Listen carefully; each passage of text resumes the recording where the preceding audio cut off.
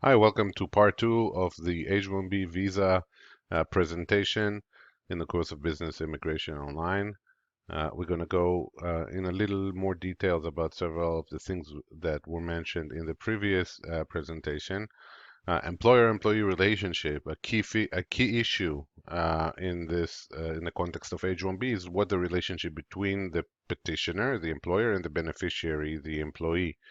Um, and in general, USCIS, as you can see in a memorandum that is in your material, um, base that determination on the control or the level of control that the petitioner has over the beneficiary in the described position. Whether they will determine when the person is coming to work and going home, when they go on vacation, how they're evaluated, when they're evaluated, how they perform their work while they're there, what equipment they use, and so on.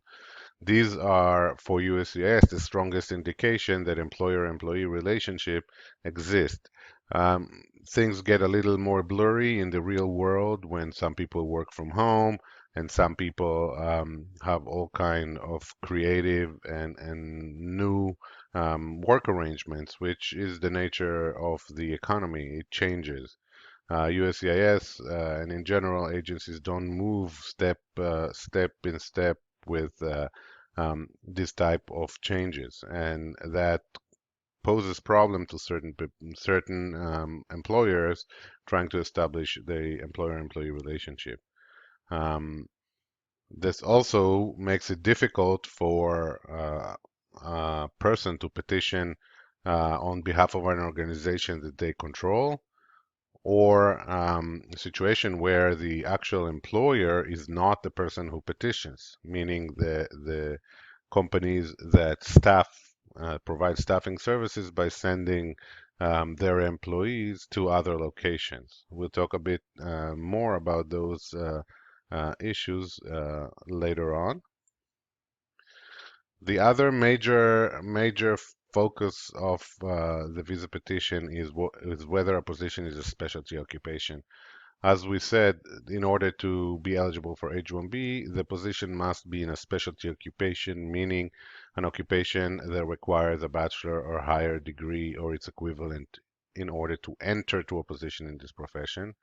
And situation where the person will be required to employ a body of law that is so complex so as to require someone with at least a bachelor in order to perform the duties reasonably.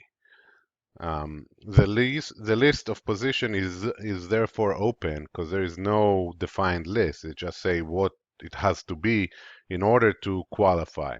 So we have certain positions that are defined by the act as professions like lawyers, engineer, physicians, and so on. And there are others that are very well established occupation that they're been around forever, like librarians, like university teachers, and so on, that by their nature or as accepted require bachelor or higher degree in order to perform, and those are relatively straightforward.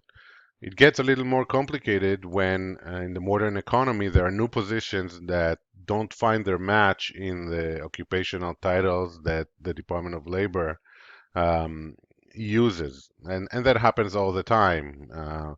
Project managers, a lot of IT type positions um, do not have their match in the Department of Labor um, resources, which USCIS use in looking to see what is the regular requirement. Now, not that according to USCIS, it's not enough that a degree or its equivalent is required.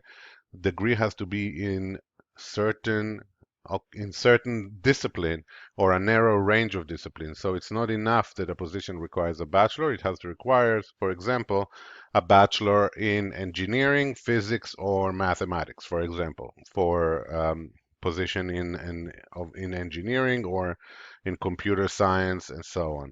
And if the position is for example a writing position, someone is a copywriter, they want to see a degree in English or a degree in other discipline that shows extensive use of language. For example, these are just examples, but this is kind of the issues that come to bear often.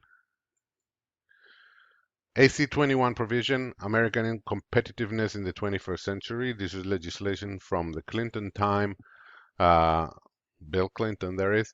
Um, and they include provisions that allow H-1B um, take particular measures in order to allow those kind of high-skilled employees to complete a green card process if they start it while they're still in their 6 years of admission. And there are two scenarios. One, when the process started and the labor certification has been pending for 365 days or more. At this situation, the person, the beneficiary's visa can be extended in increments of 1 year at a time until the process is ending or until Form I-140 has been approved. And in that case, the person who is retrogress, who cannot apply for a green card yet, but has an approved I-140, can have their visa extended by 3 years increments until such time when they can apply for a green card. The rationale behind this, of course, was the very long wait times that some people in have to wait for a green card once they start the process, and that we will see later is determined in these cases by the priority classification that the person's in and their country of origin, because the Immigration and Nationality Act limits the number of green cards that any one country can receive out of the total quota.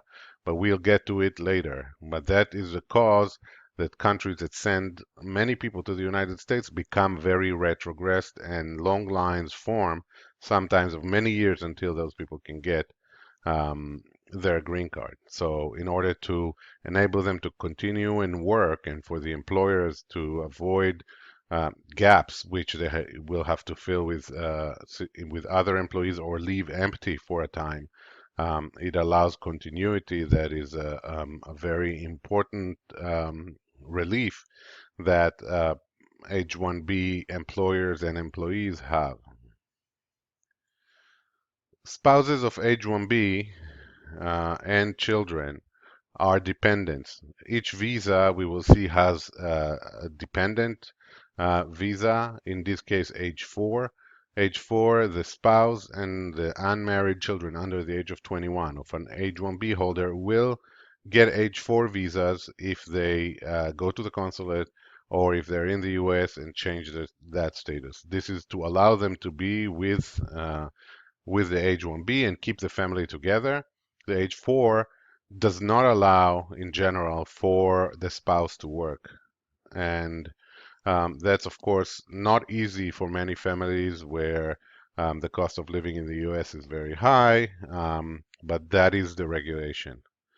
A new change that is somewhat a result of the administration pressure to the encourage highly skilled worker to remain in the country is to allow spouses, not children, but spouses in H4 um, to get employment authorization in two situations. One, when there is, again, a labor certification process, and in the situation where the I-140 petition has been approved, or if they have extended their visa beyond the 6 years. So um, if the spouse, the H-1B spouse, is now in his seventh, eighth, ninth years of H-1B because they have green card process going on, the spouse will be able to get that work authorization. They will not be able to work in the first 6 years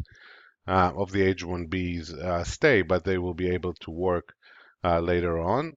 If the employer pursued a green card and filed an I-140 and had it approved, then the spouse can work even before the end of the 6 years.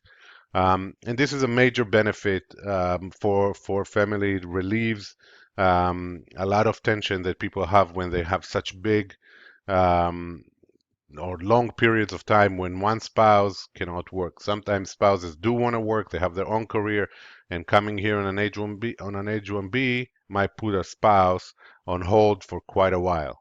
So that's a big consideration for many foreign nationals. Portability. Another special characteristic of the H-1B is that it allows for employees to port, meaning to go to another employer. In general, as we remember, all visas are specific to the employer and the position and the location. If H-1B, person in H-1B want to move to a new employer and that new employer is want to hire them and file a petition for them, then the person on H-1B can start working with that employer the following day. Again, of course, the new petition also must be a specialty occupation. It must be an employer-employee relationship, but the person does not have to wait until the visa is approved, which can take months unless you pay the extra money to USCIS. And even then, if there is a long request for evidence, it can take a very long time. That allows the foreign national a certain degree of portability instead of being stuck with one employer, which had a tendency in some situation to cause um, abuse of or holding the foreign national in a lesser than ideal situation, not allowing them to progress and so on, because they're to a degree were quote unquote prisoners of the employer. If they wanted to stay, they had to remain on the visa and keep working for that employer. And that is something that I don't think, as a policy, the US wants. So that portability gave the employee a certain degree of mobility within the workforce.